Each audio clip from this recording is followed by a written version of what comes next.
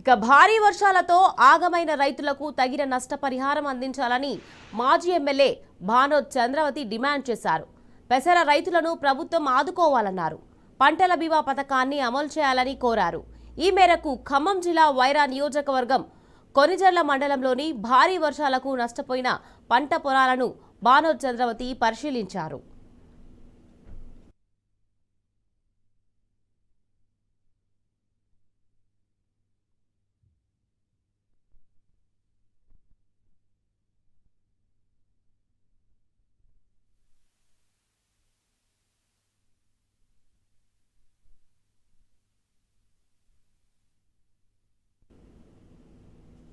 ఇక ఆదిలాబాద్ జిల్లాలో గత 2 రోజులుగా భారీ వర్షాలు కురుస్తున్న ప్రాంతాల్లో బోధ్ ఎమ్మెల్యే అనిల్ జాదవ్ పర్యటించారు.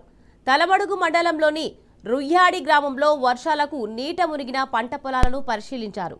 రైతులతో మాట్లాడి వారికి ప్రభుత్వం నుంచి నష్టపరిహారం అందే వరకు అండగా ఉంటామని ధైర్యం చెప్పారు.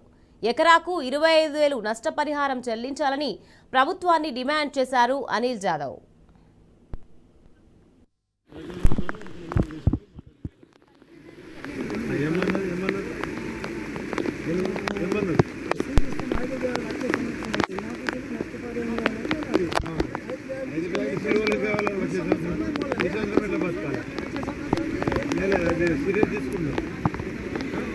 డీటెయిల్స్ మాట్లాడితే